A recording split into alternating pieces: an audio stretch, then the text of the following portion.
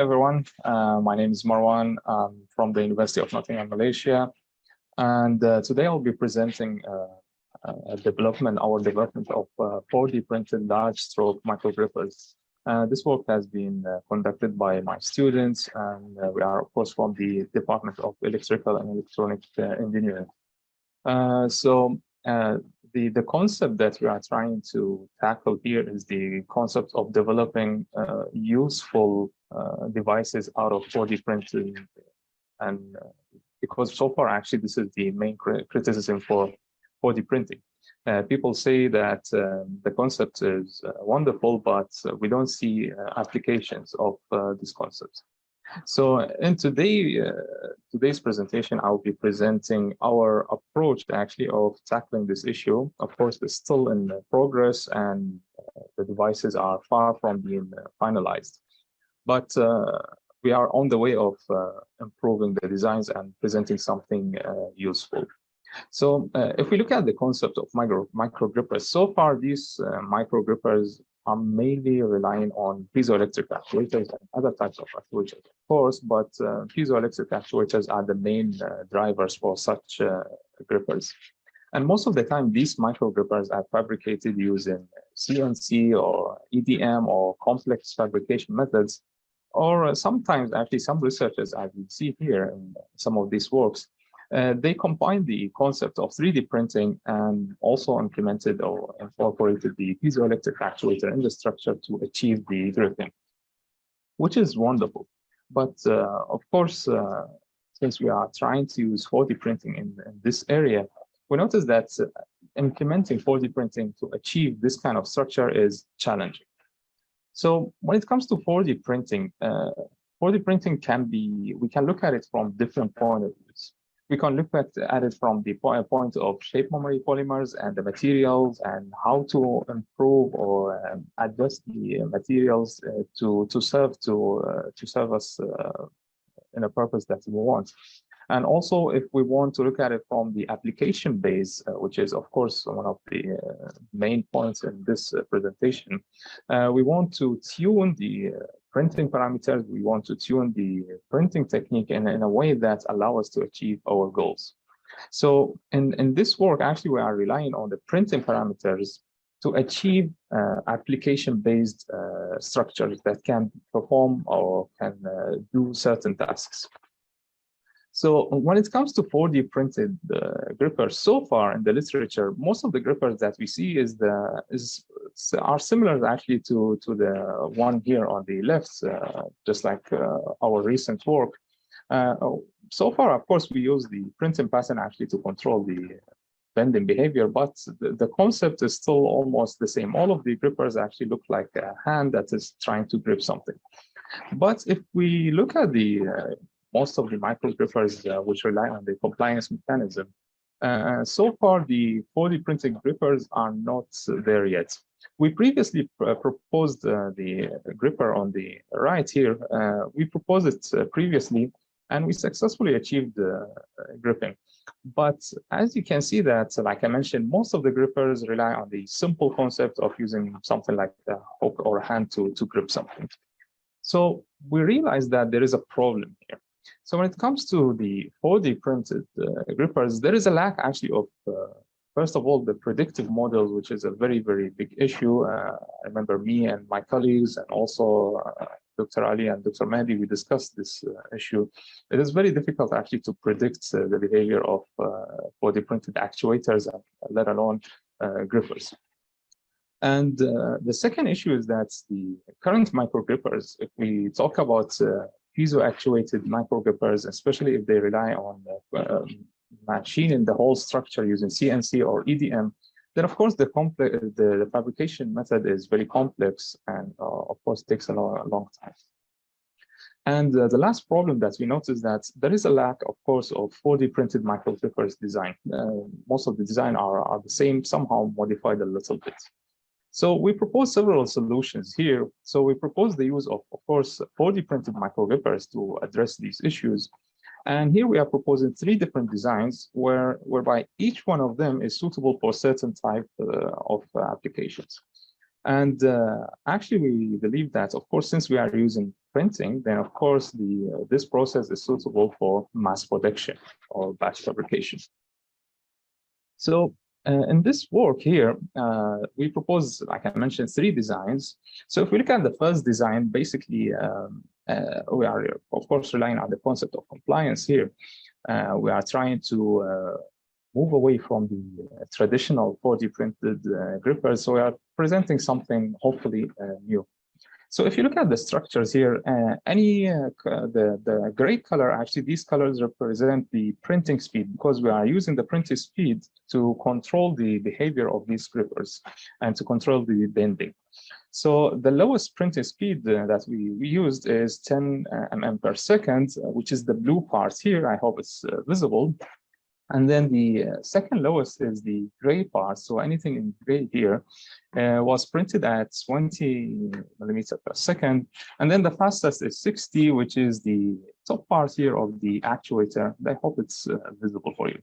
So in these designs here, in these micro grippers, we are using micro actuators of the same height, but the length is different based on the design. All of the micro actuators here that you see have a height of 1 mm. So we are dividing the actuators into 2 parts. We call one part as passive and one part as active. The passive part was printed as 10 mm per second, and the active was printed as 60 mm per second. So if we look at the cross-sectional view of the actuators, which are the main drivers here for the whole grippers, we see that, of course, like I mentioned, we are dividing the layers when we are looking at them. We are printing, we are, of course, changing the speed just for 2 parts only. So, of course, based on that concept, then the actuator will deform to the top, in this case, and also will shrink. So actually, the main point here, or the main driver to allow these grippers to grip, is the shrinking behavior. When these actuators shrink, actually they pull the whole structure to the inside, and as a result, the gripper will perform its task. The deformation to the top also contributes to the gripping, but it's not as much as the shrinking. Most of the actuation of the gripper happens because of the shrinking behavior. So back to the designs, if we look at the designs, design 1 is designed, we wanted to perform gripping for larger objects. And then we shrink the design and also modified it a little bit to allow us to grip smaller objects, which is the case in design 2, whereby you notice that the gripping distance in the first case is 16 mm and in the second case is 5 mm. And then we noticed that actually some applications, even when you look at the design, some applications require that the tip actually needs to be a little bit different based on the object that we are trying to grip. So in this case, we propose design 3, which includes modular tips. So these tips actually can be removed. We have holes here. So we can remove the tips and replace them based on the application that we want. So as a result, design 3 can have sub 3 designs, if we say so. Of course, these tips can be changed based on the applications that we are addressing. So like I mentioned, these 3 designs have been developed. So we started by doing finite element analysis. We use ANSYS, and we see from the simulation results, of course, that the gripping is possible here. Now, one of the important factors here is the parameters of the PLA that we are using. Of course, maybe I forgot to mention that the grippers were fabricated using PLA.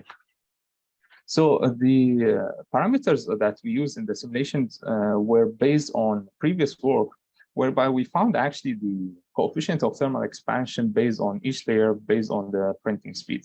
This is, of course, also actually, it was, I would like to thank Dr. Boudaghi and Ali. This was actually inspired by one of their work previously, and me and my students took it and improved it and modified it a little bit to create something else. So, like I mentioned, the FEA here is based on the parameters that we estimated using the printed actuators, whereby we find the coefficients of thermal expansion of each layer, and based on that, we carried out the simulation process.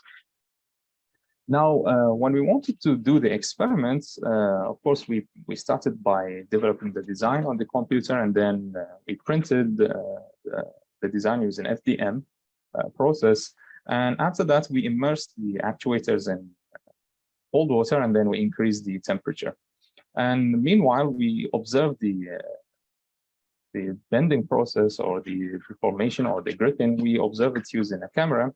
And then we use tracking software like Kinovia, for example, to track the deformation here, or the displacement of the tip, and that's it.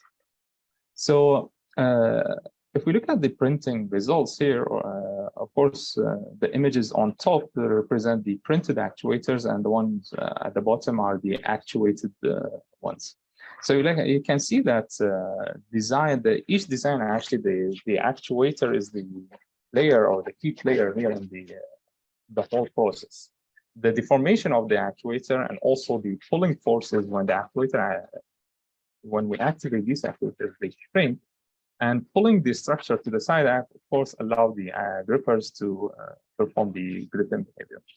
And this is the case, of course, for all of the actuators. And of course, for design 3, all the grippers are the same. It's just the only difference is the tip that we are using in each case. And if you notice here, you can see that the actuators actually were printed separately from the whole structure of the gripper.